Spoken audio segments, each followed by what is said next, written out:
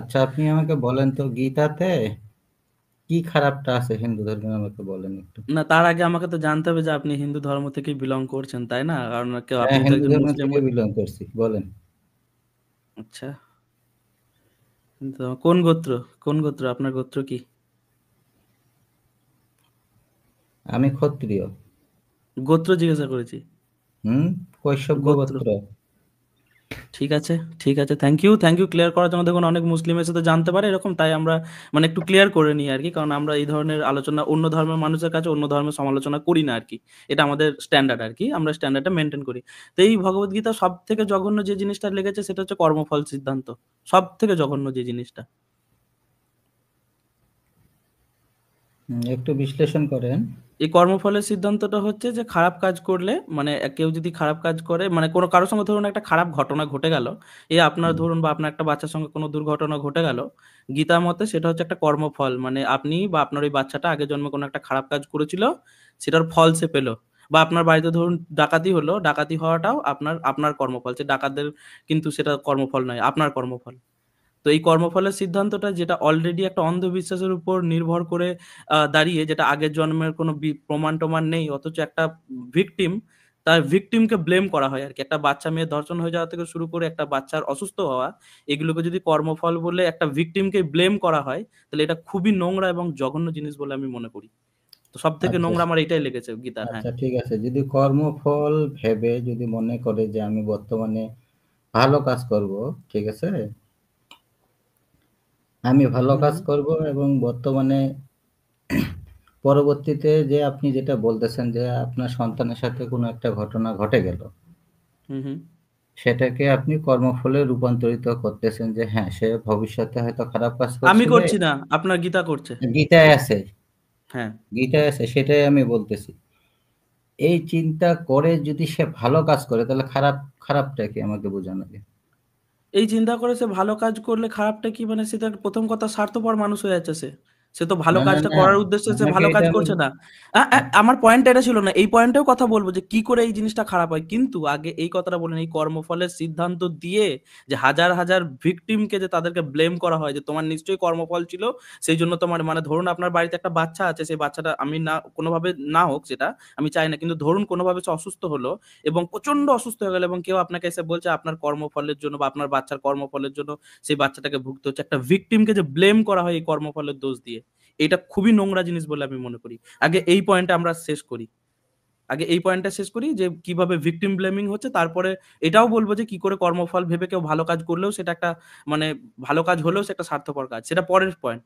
আমার পয়েন্টটা বুঝতে পারেন আগে, আমি যেটা বলতে চাইছি। আচ্ছা, আচ্ছা, আমি হ্যাঁ, একটু ইন্টারাপ্ট করছি। আমি আসলে it's time for me to go. তো আপনারা সবাই ভালো থাকেন। পরে আবার কথা হবে। Good night. হ্যাঁ, গুড নাইট, বাই গুড আপু, নাইট। Good night.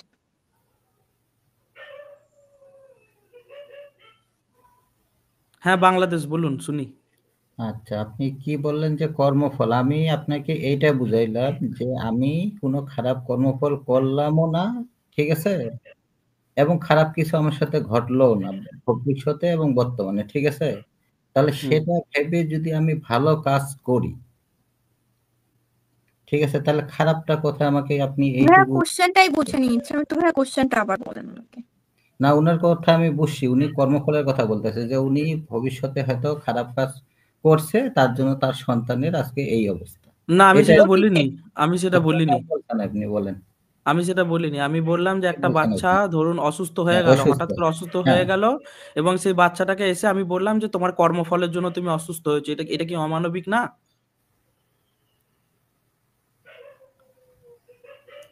এটা কি একটা বাচ্চাটা। ভিকটিমকে ব্লেম করা হচ্ছে না, যে আচ্ছা, অলরেডি আপনি ভিকটিম একটা, তাকেই তো ব্লেম করা হচ্ছে। আপনি বুঝাইতে চাচ্ছেন যে এটা যে ভিকটিম, সে অসুস্থ হয়েছে, এখন একজন আসে আর তাকে বলল যে আপনি আপনার ভবিষ্যতে কর্মফল হয়তো খারাপ ছিল, তার জন্য আজকে আপনার এই অবস্থা, এটাই তো। অতীতের অতীতের কর্মফল, হ্যাঁ, হ্যাঁ, ভবিষ্যতের অতীতে কর্মফল সে খারাপ অতীত। কিছু করছে, এখন ভবিষ্যতে তার ওই কর্মফলের ফলটা সে এখন ভোগ করতেছে, এটুকুই তো। হ্যাঁ হ্যাঁ, এইটুকুই। আচ্ছা, যদি এটুকু কর্মফলের দ্বারা তাকে যদি, এটা তো আসলে একদিক দিয়ে দেখা গেলে এটা অন্যায় বলা চলে, ঠিক আছে, যেহেতু সে ভবিষ্যতে কি করছে না করছে এটা কেউ জানেও না। আবার একদিক দিয়ে দেখলে এটাও আবার ভালো হয় যে সে যদি ভবিষ্যতে খারাপ কাজ না করতো তাহলে সে এটা অসুস্থ হইতো না। না এটার না না উপর না না ব্লেম এক দিলে সেকেন্ড এক যাচ্ছে না। সেকেন্ড এক সেকেন্ড এক সেকেন্ড অতীতে যে সে খারাপ কাজ না করলে এটা হতো না এইটা আপনাকে কে বলেছে? আমি তো এটাই বলছি। সে যে অতীতে খারাপ কাজ করেছে বলে তার সঙ্গে এই ঘটনাটা ঘটছে সেই প্রমাণটা আছে আপনার কাছে?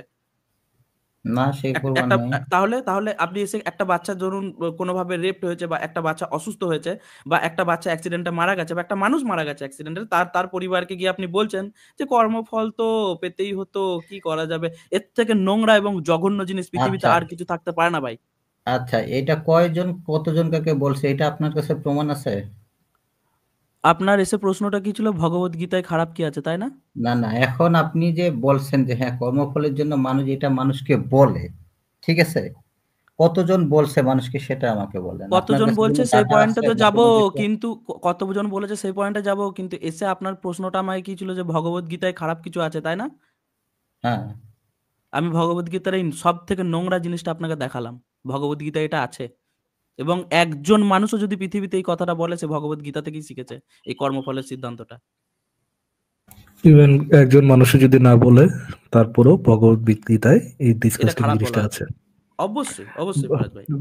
ইচ্ছামি তো ভাই, গুড ওয়ার্ক, আপনি অন পয়েন্টে ছিলেন।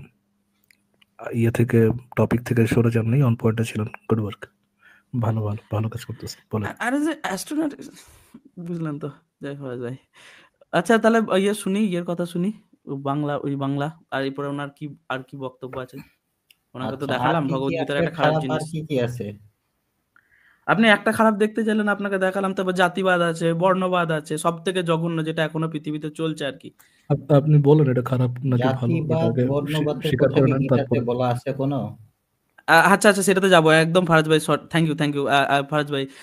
বাংলাদেশ আগে বলুন, আপনি যে খারাপ জিনিসটা ভগবদ্গীতা একটা খারাপ দেখতে চেয়েছিলেন, প্রথম জিনিসটা আপনাকে যে খারাপ জিনিসটা হ্যাঁ, দেখালাম, আপনার কি মনে হয়েছে যে এটা এটা একটা মানে অমানবিক একটা কাজ কোনো হ্যাঁ, মানুষকে ইয়ে অমানবিক করা? কাজ, অবশ্যই, অবশ্যই। Thank you so much. এবার নেক্সট যে জিনিসটা আছে যেটা এখনো পর্যন্ত প্রভাব আছে সেটা হচ্ছে জাতিবাদ বর্ণবাদের ইয়ে, ঠিক আছে? জাতিবাদ বর্ণবাদ সম্ভবত গীতাতে এটাকে ফিনিশ করা হয়েছে। ঠিক আছে? এটা আগে কোন ছিল। কোন শ্লোকে ফিনিশ করেছে দেখি, শ্লোকটা দেখান আমাকে, বলুন, আমি ব্রেক করি আচ্ছা, শ্লোকটা। কোথায় আছে আপনি আমাকে আগে ওটা দেখান একটু। আপনি বললেন ফিনিশ করা হয়েছে, সেটা আমি আপনাকে বলবো না আর ইয়ে করে? আগে কোথায় ইয়ে হয়েছে সেটা আপনি তো দেখান আগে। তার আগেও কিন্তু আপনি বলছেন যে এটা আছে। আপনি আমাকে দেখান কোথায় আছে। ওকে ওকে, আপনার একটু কথা বলুন, আমি বের করছি জাতিবাদ বর্ণবাদের এগেনস্টে। ফারাজ ভাই আপনি কি একটু কথা বলবেন আচ্ছা, এনার সাথে? একটু আপনি জিজ্ঞেস করতে পারেন ইচ্ছামি তো ভাই যে থাকলে সেটা কি ভালো হবে না খারাপ হবে? হ্যাঁ অবশ্যই অবশ্যই। থাকলে সেটা ভালো হবে না খারাপ হবে সেটাকে শুনি, তারপর আমি দেখাচ্ছি। অবশ্যই খারাপ হবে। ঠিক আছে ঠিক আছে ফারাজ ভাই, আপনার একটু কথা বলুন, আমি ইয়ে করি। এবং সবথেকে মজার ব্যাপার হচ্ছে, আমি অ্যাকচুয়ালি শ্লোকটা আমি আরো ভালো রিসোর্স থেকে চাইছিলাম। তো আমি একদম। পেয়েছি। হ্যাঁ, তো এই শ্লোকটা দেখুন, অনেকে ব্যবহার করে এটা বলতে চায় যে দেখো দেখো গীতাতে ইয়েটা শেষ করা হয়েছে। এই যে 4:13 যেটা বলছে চতুর্বর্ণং মায়া সৃষ্টং গুণ কর্ম বিভাগস। তো এই যে শ্লোকটা আছে এখানে কিন্তু যে তাদের কর্মের ভিত্তিতে মানে গুণের ভিত্তিতে ঈশ্বর তাদেরকে 4টে ভাগে যে ভাগ করে দিচ্ছে এবং তারা পৃথিবীতে এসে এই কাজটাই করবে, ঠিক আছে? এই কাজগুলোই করবে। এই জিনিসটা কিন্তু খুব স্পেসিফিক ভাবে বলা আছে। যেমন যুদ্ধের সময়, যুদ্ধের আগে যখন বিশ্বরূপ দেখানো হচ্ছে আর কি, ঠিক আছে? মানে অর্জুনকে যখন কৃষ্ণ বিশ্বরূপ দেখাচ্ছেন, ওই চ্যাপ্টারটাই গেলে, আমি এই মুহূর্তে অনেক রাত হয়ে গেছে, আমি বের করতে পারছি না চ্যাপ্টার গুলো, কিন্তু ওই চ্যাপ্টারটা আপনি যদি দেখেন সেখানে আচ্ছা, কিন্তু আমি বলি, এখানে বাংলায় অনুবাদ করা আছে, 4 বর্ণের ব্যবস্থাটি আমি সৃষ্টি করেছি, যা গুণ স্বভাব এবং কর্মের কর্মফল কাজের ধরন ভিত্তিতে নির্ধারিত। যদিও আমি এর স্রষ্টা, আমাকে যেন যে আমি অপরিবর্তনীয় এবং কর্মফলের দ্বারা প্রভাবিত নই। আপনি তার পরের শ্লোকটা একটু বের করুন। আপনার যদি স্ক্রিনটা শেয়ার করতে পারেন খুব বেটার হতো। তার পরের শ্লোকে কিন্তু বলছে যে যার যার যেটা কাজ তার তার সেটা করাই উচিত। দেখুন এই জিনিসটা আপনি পাবেন। তো আপনি এটা একটু মিলিয়ে দেখে এখন নেবেন তোমাদের আজকে। 4 বর্ণ ঠিক আছে? শ্রেণীর কথা উল্লেখ আপনাকে করছেন, বলি এগুলো বলি আপনাকে বলি এই জিনিসটা। মৌজ্ঞান, তো আরে ক্ষত্রিয়। শুনুন, আপনি কথাটা শুনুন। বলেন, বলেন। অনেক মানুষ ওয়েটিং আছে, তো আপনাকে জাস্ট একটু বলি যে তো সে মানে তাকে যখন মানে অর্জুনের সঙ্গে যখন কৃষ্ণর কথা হচ্ছে তখন অর্জুন কিন্তু এই বর্ণ সংকরের কথা বলছে, ঠিক আছে? এই যুদ্ধের পরে যে বর্ণ সংকর তৈরি হয় সেখানেও কিন্তু কৃষ্ণ তাকে কেটে বলছে না যে না না এই বর্ণ সংকর এই জিনিসগুলো কিন্তু এরকম না, কিন্তু জাতি বর্ণ এরকম কিছু হয় না, সব কর্মের ভিত্তিতে হয়।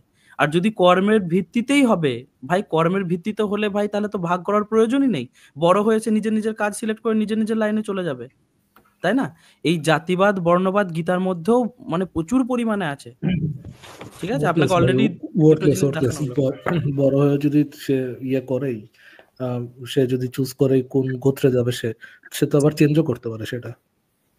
অবশ্যই অবশ্যই, কিন্তু সেটা কি চেঞ্জ করা যায়? উত্তরটা হচ্ছে না, কোনো কোনো তো বই থেকে এসে চেঞ্জ দেখাতে মানে, পারবেন না আর চেঞ্জ যদি করা চেঞ্জ যায় না। করতে চায় তাহলে ট্যাগ দেওয়ার লাভটা কি, মানে অর্থটা কি? এক্স্যাক্টলি এক্স্যাক্টলি, এটাই পয়েন্ট। যদি চেঞ্জই হবে, এবং সব থেকে মজার ব্যাপার হচ্ছে ফারাজ ভাই, একজন ব্রাহ্মণকে কিন্তু মৃত্যুদণ্ড দেওয়া যাবে না, ঠিক আছে? ব্রাহ্মণের সর্বোচ্চ শাস্তি হচ্ছে তার মাথাটাকে ন্যাড়া করে দেওয়া বা তাকে দেশ থেকে বের করে দেওয়া, কিন্তু কৃষ্ণ। একজন শূদ্রকে কিন্তু মৃত্যুদণ্ড দেওয়া যায়। তাহলে যদি কর্মের ভিত্তিতে হবে তাহলে তো এই ডিফারেন্স গুলোও থাকবে না, তাই না ফারাজ ভাই? হ্যাঁ ভাই, ঠিক বলছো। আপনার এখানে বলা আছে তবে তবে এটি জন্মের ভিত্তিতে নয়, বরং গুণ, স্বভাব ও যোগ্যতা এবং কর্ম ও কাজের ধরন এর উপর নির্ভর করে। কৃষ্ণ স্পষ্ট করেছেন যে এই বর্ণ বিভাগ মানুষের জন্ম বা জাতি নয়, বরং তার প্রকৃতি, গুণ এবং কাজে কর্ম দ্বারা নির্ধারিত হয়। কোন ট্রান্সলেশন পড়ছেন আপনি? কার ট্রান্সলেশন আছে এটা? এই তো গুণ ইন্টারপ্রিটেশন দিয়েছে, মানে কৃষ্ণ তো এত কথা বলেইনি। কৃষ্ণ কি বোঝাতে চেয়েছে, কৃষ্ণ কি বোঝাতে চায়নি, এইগুলো তো যে যে ট্রান্সলেট করেছে এগুলো তো তার সম্পূর্ণ মনের কথা, দিলের খোয়াইশ মিশিয়ে সে ঢুকিয়েছে এই জিনিসগুলো। এবং আপনি নিশ্চয়ই ইয়েরটা পড়ছেন, তাই না? ইসকনের ট্রান্সলেশন পড়ছেন, দেখুন আপনি একবার। না, আমি এখানে কারো ট্রান্সলেশন করতেছি না, ইসকনের না, এখানে কোনো নাম আসেনি কার এটা। ওই ওই ওই তো বললাম, ওই 3 আঙ্গুল মোটা ভগবত গীতাটাকে ভাই ভাই 8 আঙ্গুল মোটা করেছে এই ইয়েরা, কি বলে, এই ইসকনরা। এরা মানে পুরো ধর্মটাকে নিয়ে যে ব্যবসা করবে পুরো পৃথিবী জুড়ে এবং ধর্মটা প্রচার করবে, সেই জন্য এই ইসকনদের যে ট্রান্সলেশন সেগুলোতে আপনি তো অরিজিনাল গীতার ইয়েটা পাবেন না। এবং সব থেকে বড় ব্যাপার, সব থেকে মজার ব্যাপার হচ্ছে যে কর্ণ সব থেকে বড় জলজান্ত উদাহরণ, ঠিক আছে? কর্ণর সঙ্গে স্টার্টিং থেকে শেষ পর্যন্ত ভাই যে জিনিসটা চলেছে, এবং সিরিয়াল সিনেমায় দেখলে কর্ণর সঙ্গে যে অ্যাকচুয়াল নির্যাতন সেটা আপনারা পাবেন না। অ্যাকচুয়ালি যদি মহাভারতে আপনি পড়েন না, গীতা তো মহাভারতেরই একটা অংশ, অ্যাকচুয়াল হুম। মহাভারতে যদি আপনি পড়েন সেখানে ওই গীতার মধ্যেও কর্ণের কথা আছে। কর্ণের সঙ্গে যে যে নির্যাতন হয়েছে, অর্জুন থেকে শুরু করে, ভীষ্ম থেকে শুরু করে, ভীম থেকে শুরু করে, এমনকি অর্জুনের যে বউ ছিল, ঠিক আছে, যাকে ওই বিবাহ করতে গেছিল, অর্জুনের বউয়ের নামটা এই মুহূর্তে ভুলে, দ্রৌপদী। দ্রৌপদী। দ্রৌপদী পর্যন্ত ভাই, ঠিক আছে, ওই ইয়েকে ভাই সুতপুত্র বলে ভাই ছোট করেছে, জঘন্যভাবে তাকে অপমান করেছে। আমি কেন তোমাকে বিয়ে করব, তুমি তো জাতিতে ছোট, ঠিক আছে? এই জিনিসগুলোর কেউ কৃষ্ণ কখনো দাঁড়িয়ে, কৃষ্ণ ওই ওই সবাই বসে আছে, কৃষ্ণ দাঁড়িয়ে একবার বলেনি যে এটা তুমি করছো না, এটা তুমি কেন করছো, জাতপাত বলে কিছু হয় না। সব থেকে জঘন্য জিনিস এটা, ঠিক আছে? আপনি দেখবেন, একটু পড়বেন, তাহলে বুঝতে পারবেন। জাতি ওগুলো প্রথাটাও, দেখছি আমি, ঠিক আছে, ওগুলো এই দেখা। জাতিভেদ প্রথাটাও কিন্তু আপনাদের এই হিন্দু ধর্মের ফান্ডামেন্টাল একটা জিনিস, ঠিক আছে? এবং এটাও কিন্তু বেদের মধ্যেও, গীতার মধ্যেও কিন্তু এই জিনিসগুলো আছে, ঠিক আছে? এবং গীতার আপনি খারাপ জিনিস দেখতে পেয়েছিলেন, অলরেডি দুটো জিনিস দেখানো হলো আপনাকে, ঠিক আছে?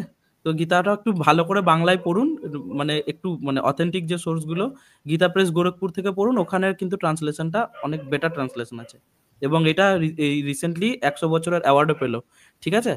এটা খুবই স্বীকৃত একটা ইয়ে, গীতা প্রেস গোরখপুর থেকে আপনি একটু পড়ে দেখুন। হ্যাঁ ফারাজ ভাই, আমার এইটুকুই আর কি, অন্য দুটো আচ্ছা, জিনিস তো দেখানো ঠিক হলো। আছে। ঠিক আছে, ওকে, থ্যাংক ঠিক ইউ। আছে, দেখে আমরা তাহলে নেক্সট কাউকে যুক্ত করি।